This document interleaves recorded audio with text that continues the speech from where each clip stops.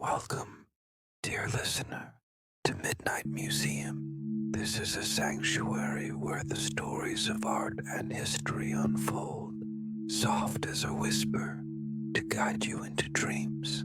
Tonight, we embark on a journey to the heart of Paris, at the Louvre Museum, where one painting reigns supreme, the Mona Lisa. Her enigmatic smile has captivated the world for over 5 centuries, a quiet mystery that lingers in the shadows of time. What secrets does she hold in the stillness of midnight? Settle into a comfortable space, close your eyes, and let her story carry you away. If you drift to sleep, that's perfectly fine. Her tale will be waiting when you wake, like a dream half remembered.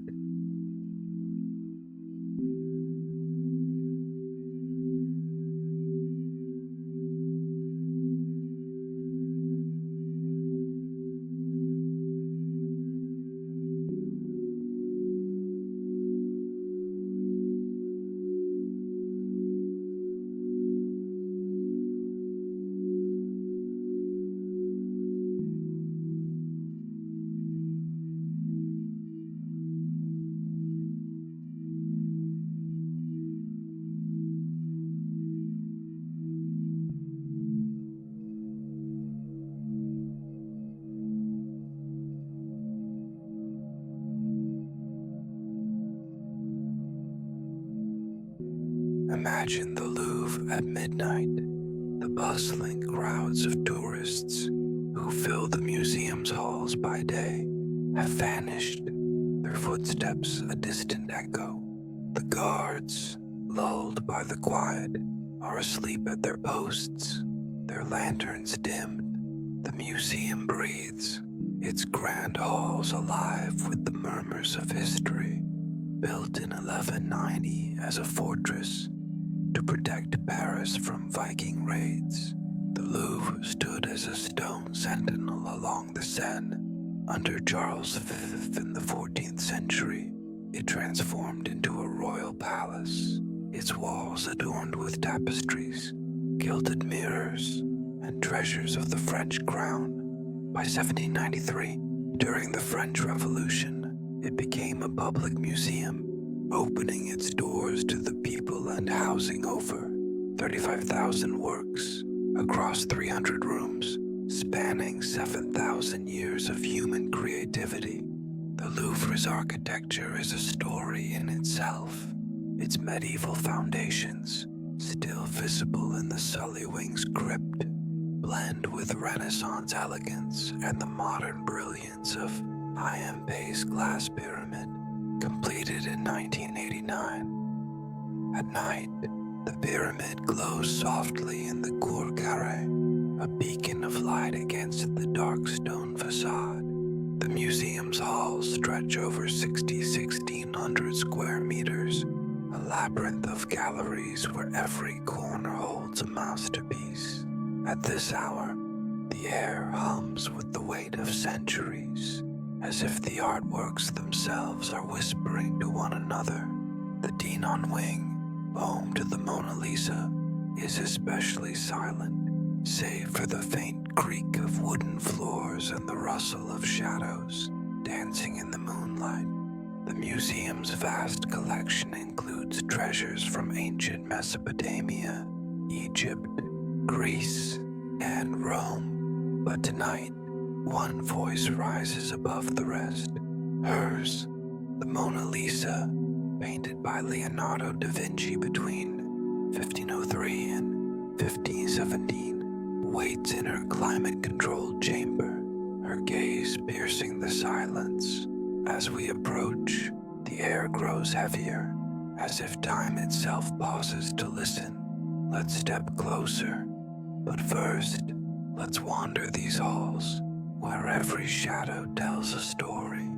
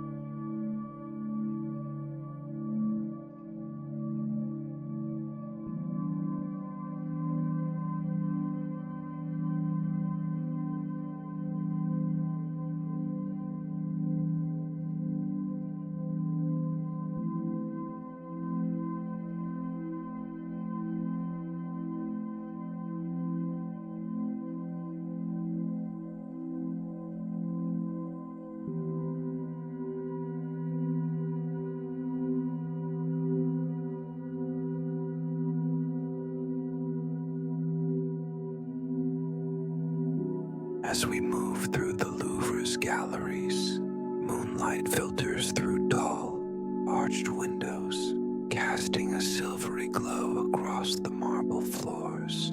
The Venus de Milo, a Greek sculpture from 100 BCE, stands sentinel in the Sully wing, carved from Parian marble. Her form glows softly, her missing arms, a mystery that has puzzled scholars for centuries. Discovered in 1820 on the island of Melos by a farmer digging in his field, she was presented to King Louis XVI and became a symbol of classical beauty. Some believe she once held an apple, a nod to Aphrodite's victory in the Judgment of Paris. Others imagine a mirror or a shield. Does she dream of her lost arms? Or does she stand content in her eternal grace? Nearby, the winged victory of Samothrace, a Hellenistic masterpiece from 190 BCE, perches atop the Grand Daru staircase. Her stone wings, carved with breathtaking detail, seem to catch the moonlight, poised to soar. Found in 1863 on the island of Samothrace, she commemorates a naval victory. Her dynamic pose, wine-whipped drapery and forward lean, embodying triumph and movement. Her head and arms are lost, yet her power remains undiminished. These artworks, like the Mona Lisa, are more than objects.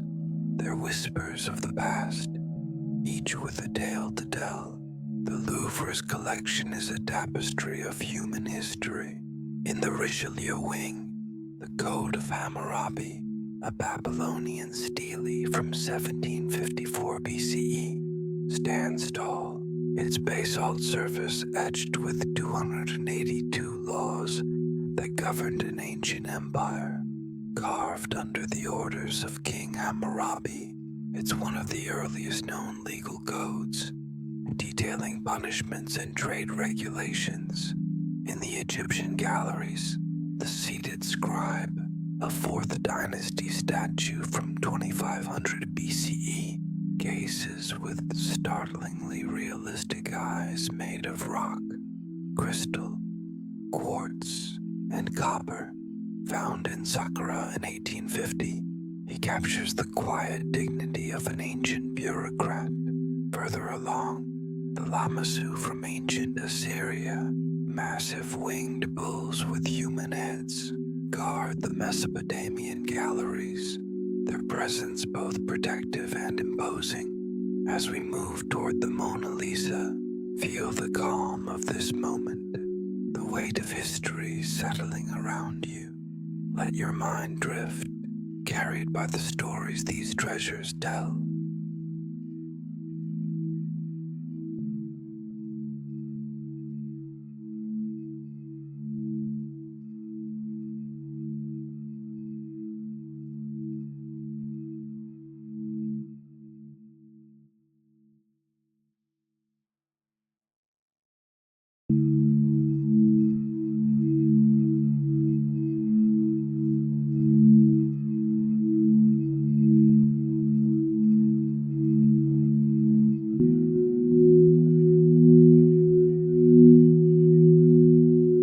Who is the Mona Lisa?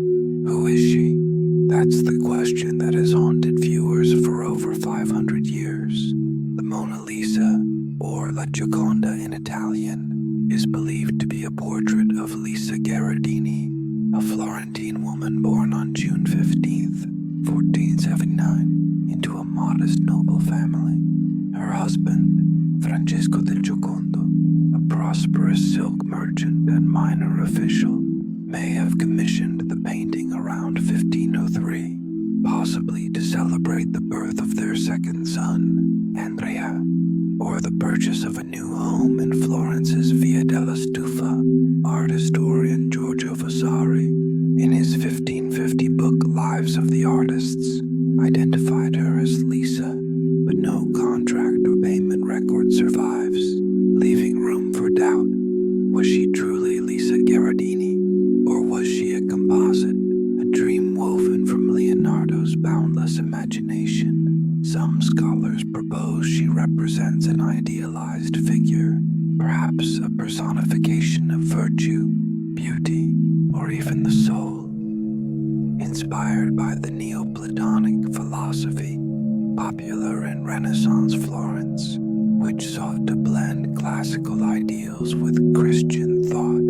The painting itself is deceptively simple, a woman seated against a distant landscape, her hands delicately crossed, her sheer veil draped with exquisite realism, painted on a poplar panel measuring just 30 by 21 inches.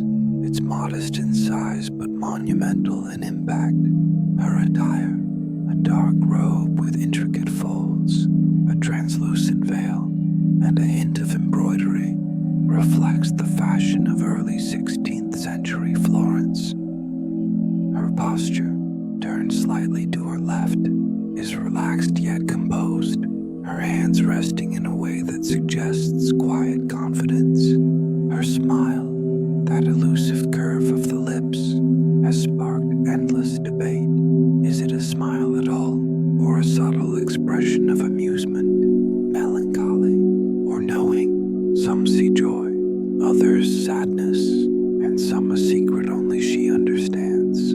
As we linger on her image, imagine her thoughts, her life in Florence, the moments that shaped her enigmatic gaze.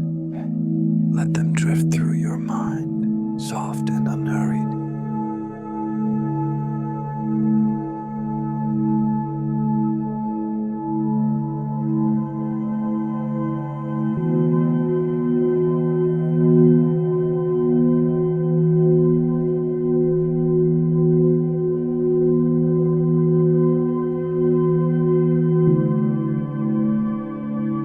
Let's step back to Florence, where the Mona Lisa story begins. In the early 1500s, Florence was a city of art, ambition, and innovation, a beacon of the Renaissance, meaning rebirth. This cultural awakening, spanning the 14th to 17th centuries, revived classical Greek and Norse ideals while celebrating human potential through art, science, and exploration. Florence, with a population of about 50,000, was its epicenter, rivaled only by Venice, Rome, and Milan. Its wealth came from banking, textiles, and trade, with families like the Medici shaping its destiny. The Medici, who rose from merchants to de facto rulers, were unrivaled patrons of the arts, funding projects that transformed Florence into a cultural capital. Picture Florence in 1503. The Arno River glitters under the morning sun, its stone bridges, Ponte Vecchio chief among them, lined with butchers' shops and goldsmiths. Church bells ring from the Duomo, or Cattedrale di Santa Maria del Fiore, its massive dome, completed by Filippo Brunelleschi in 1436, a marvel of engineering that defied medieval limitations. The dome, 45 meters wide, was the largest of its kind since antiquity, a symbol of Florence's ambition. In the Piazza della Signoria, merchants hawk silk, spices, and wool, their voices mingling with the chatter of scholars and artists. The Palazzo Vecchio, the city's fortress-like town hall, looms over the square, its clock tower casting a shadow. The Medici family, though briefly exiled in 1494, had left a legacy of patronage, commissioning works like Sandro Botticelli's Birth of Venus, 1486, and Michelangelo's David, 1504, a 17-foot marble statue symbolizing Florence's defiance against larger rivals.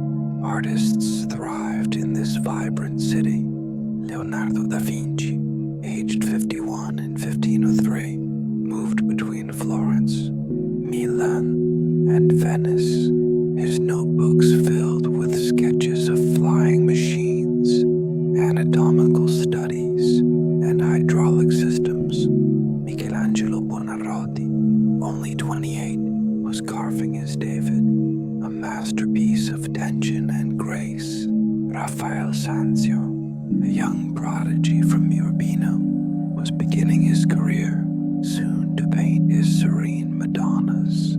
The air was alive with ideas, humanism, which placed man at the center of the universe, perspective, which revolutionized painting, and scientific inquiry, which challenged old dogmas. As you listen, imagine walking these cobblestone streets, hearing the clink of coins, the murmur of Latin debates, the scrape of chisels on marble. Let their rhythm carry you into the heart of the Renaissance.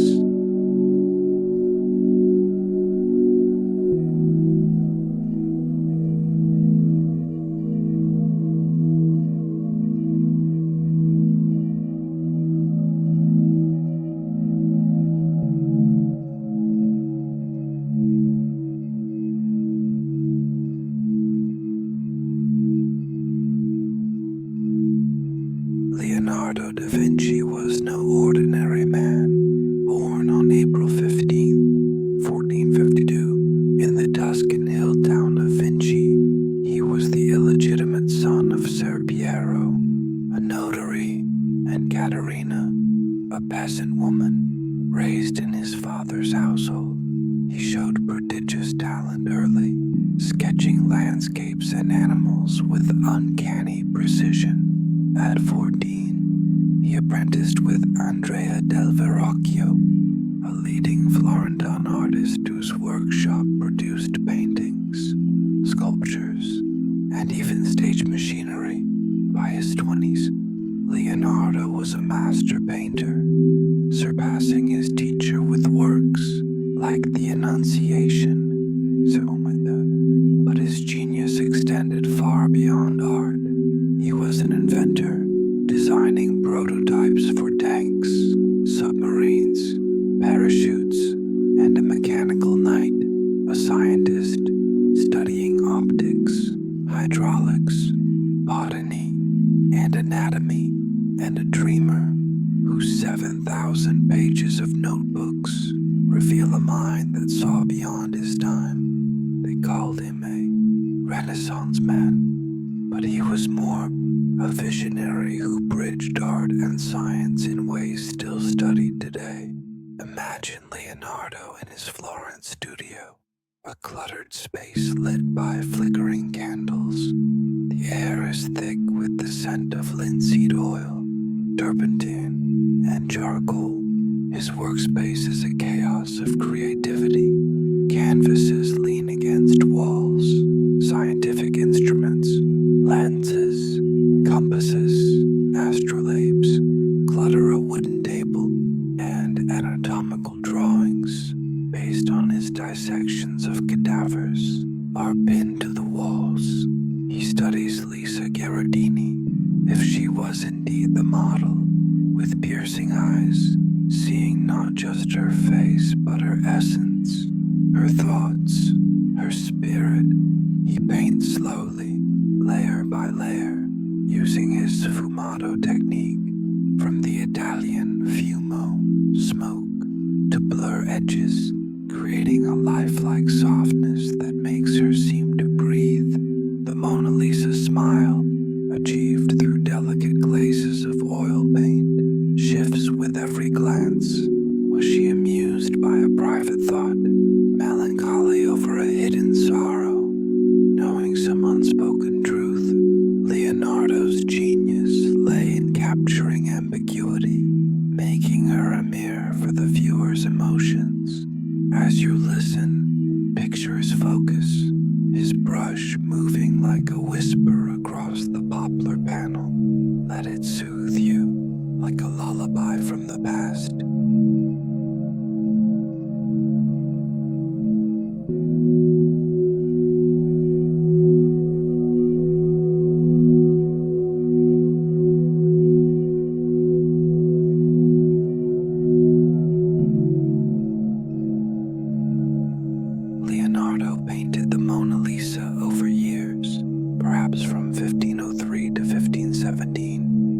process unusually long for a portrait. Most Renaissance commissions were completed in months, but Leonardo carried the unfinished work with him as he moved from Florence to Milan, then to Rome, and finally to France. The painting, on a thin poplar panel, was a labor of love, never fully finished in his eyes, as if she held a secret even he couldn't grasp. He used oil paint, applied in thin, translucent layers called glazes, to give her skin a luminous, almost translucent quality. His sfumato technique blurred transitions between colors and tones, softening her contours and making her expression elusive. Her eyes, painted with precise angles, seemed to follow the viewer, an effect achieved through Leonardo's study of optics. Her hands, delicately crossed, show his anatomical expertise, their relaxed pose suggesting calm confidence, with veins and tendons subtly visible beneath the skin. The background, a distant landscape with winding paths, a river, and misty mountains, is painted in atmospheric perspective, where colors fade and details blur to mimic distance. Scholars believe it may depict an idealized Tuscan valley, perhaps inspired by the Arno River or the hills of Montefeltro. Leonardo's scientific curiosity shaped every detail. He dissected over 30 human bodies to understand muscles and veins, studied light refraction to capture the glint in her eyes, and experimented with pigments, lead white, lapis lazuli, ochre, to achieve her glowing complexion. He mixed his own paints, grinding minerals and binding them with walnut oil, a process that took hours but ensured vibrant, lasting colors. Imagine him at work, late into the night, candlelight flickering on the canvas, his mind weaving art and science into a single, timeless image. Let this vision lull you into dreams.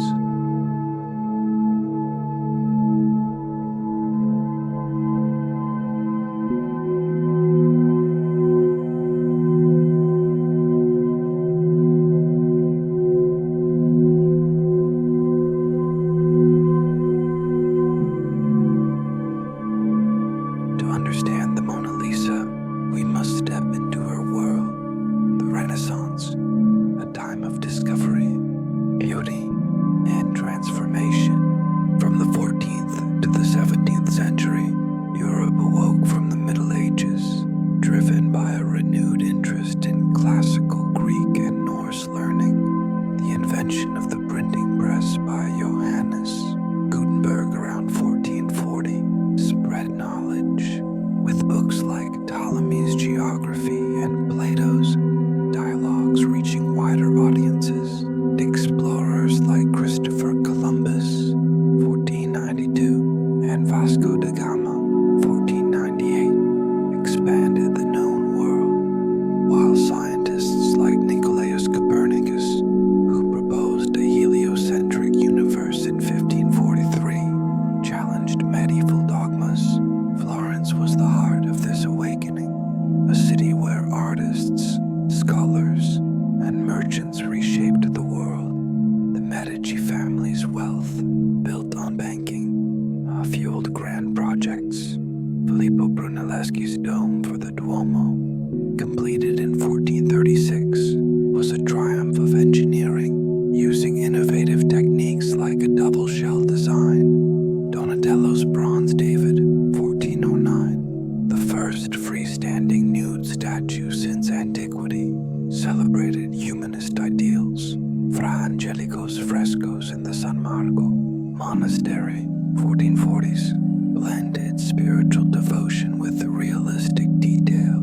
Leonardo's contemporaries were giants. Michelangelo, born in 1475, carved his David, 1504, in Florence, a 17-foot marble statue symbolizing the city's strength against French rivals like Milan and Siena. Raphael, born in 1483, painted his School of Athens, 1511, in Rome, a fresco celebrating philosophy with portraits of Plato, Aristotle, and Socrates. The Renaissance was also a time of scientific breakthroughs. Anatomists like Andreas Vesalius published De Humani Corporis Fabrica, 1543, mapping the human body with unprecedented accuracy. The Mona Lisa, born in this crucible, reflects the era's spirit, a blend of art, science, and mystery. As you listen, imagine the energy of this time, its ideas sparking like stars in a vast sky. Let them drift through your mind.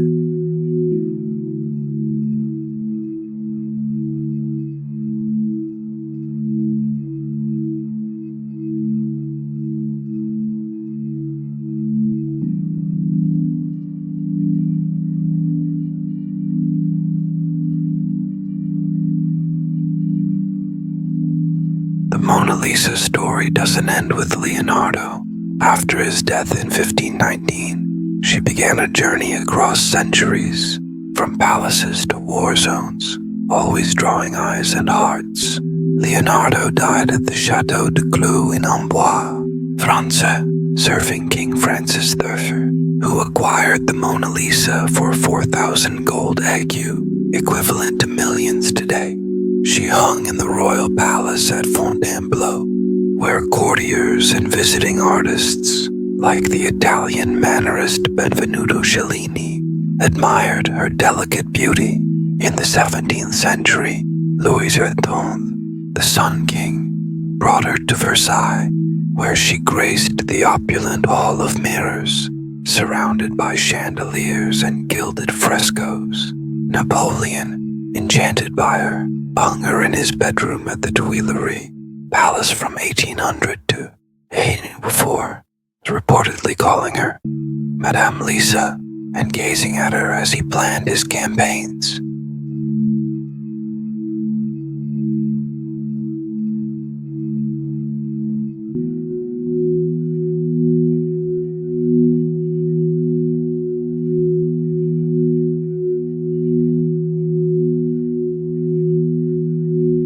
During the French Revolution, 1789-1799, the Mona Lisa was moved to the Louvre, which became a public museum in 1793. Its doors opened to citizens for the first time, but her safety was never guaranteed.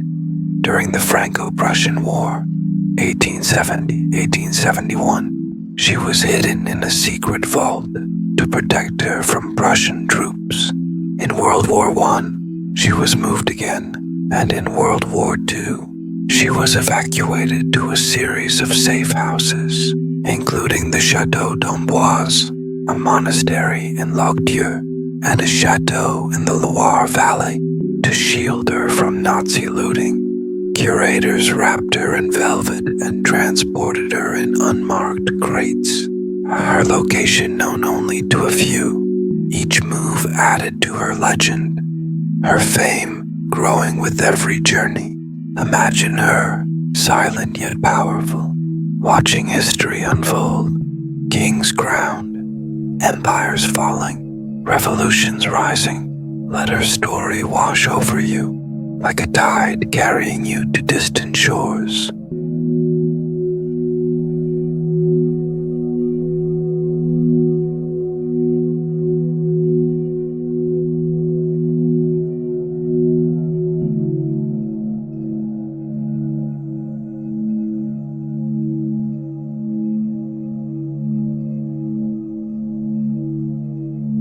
In 1911, the Mona Lisa vanished, stolen from the Louvre in a heist that shocked the world.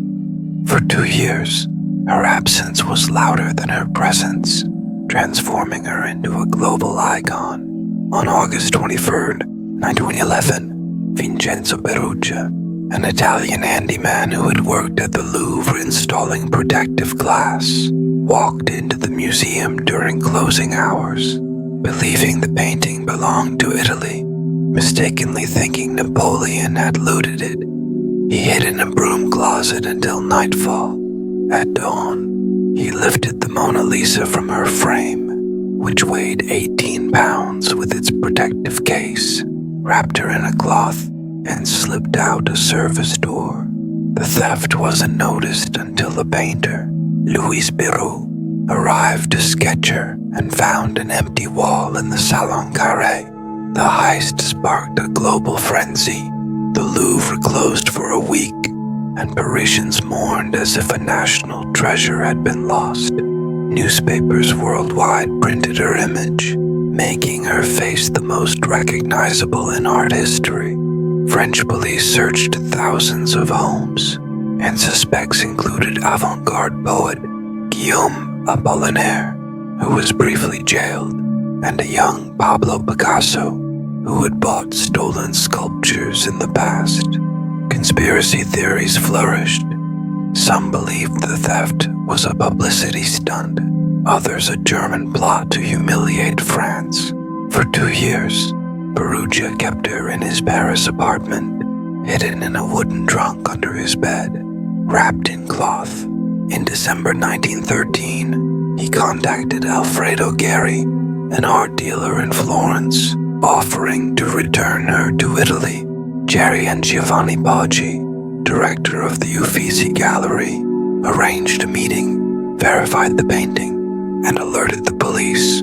Perugia was arrested, and the Mona Lisa returned to the Louvre on January 4th, 1914, greeted by cheering crowds and international headlines.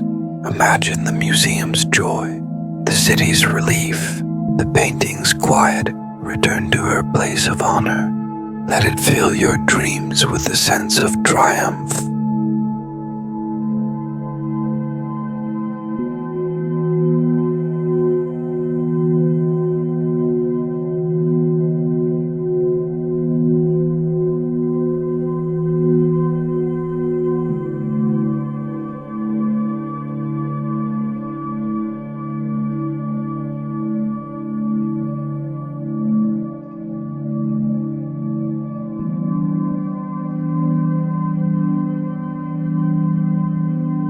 The Mona Lisa is more than a painting. She's a riddle, a canvas of questions that defy answers. Her smile has sparked countless myths, from hidden codes to secret identities. Art historians debate her expression. Is it joy, sadness, or something deeper? In 1859, French critic Théophile Gautier called it a sphinx of beauty, a smile that promises unknown pleasures. Modern studies, like those by neuroscientist Margaret Livingstone, suggest her smile shifts due to the human eye's peripheral vision, an effect Leonardo may have engineered through sfumato. The background, with its winding paths and distant mountains, adds to the enigma. Some see it as a symbolic landscape, representing the journey of the soul, or the harmony of nature and man. Others identify specific Tuscan landmarks, like the Val di Chiana. Though no consensus exists, conspiracy theories abound. Some claim her smile hides a code, with numerological patterns in the folds of her veil, or the geometry of her pose, perhaps linked to Renaissance mysticism or the Fibonacci sequence. Others suggest she's a disguised self-portrait of Leonardo, her androgynous features reflecting his own, a theory fueled by facial recognition studies in the 1980s. In the 20th century, scholars like Kenneth Clark dismissed such ideas as fanciful, but they persist in popular culture. Dan Brown's The Da Vinci Code, 2003, imagined her as a key to ancient secrets, linking her to the Holy Grail and the Priory of Sion. Internet memes turn her smile into a humorous enigma, from Mona Lisa's bad day to when you know something no one else does. Her allure lies in her ambiguity. She invites questions but offers no answers, a mirror for our own imaginations. As you listen, imagine her secrets, her smile flickering like a candle in the dark. Let them drift like clouds in your mind.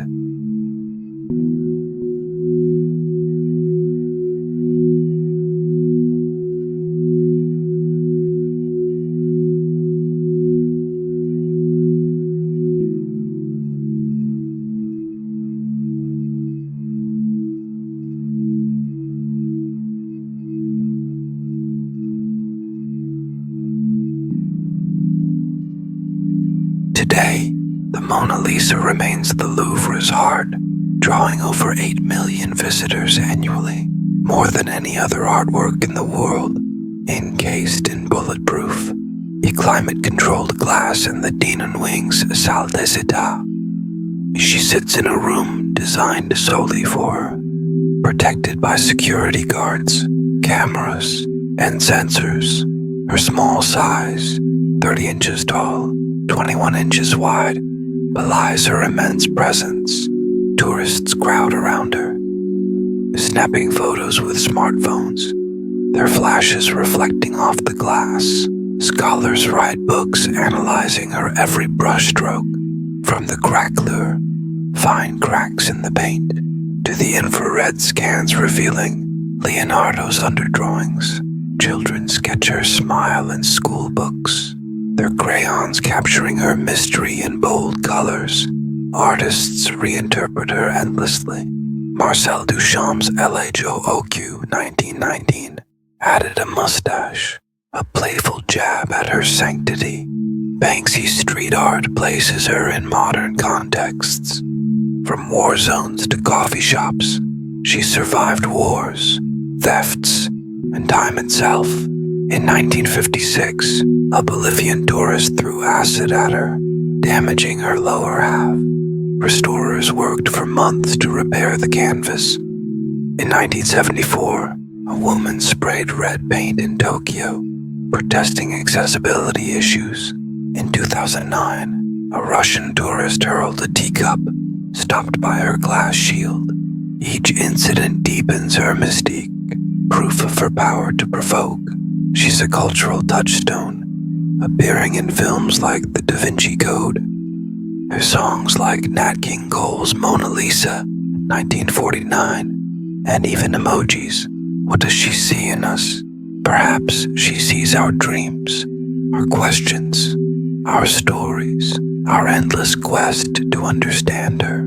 As dawn breaks over Paris, the Louvre quiets, but her whisper lingers. The city awakens, the Seine flows gently, cafe lights flicker on the Champs-Élysées, and IMP's glass pyramid glows gold. But the Mona Lisa remains unchanged, her smile eternal, a bridge between past and present. Close your eyes, let her smile carry you to sleep.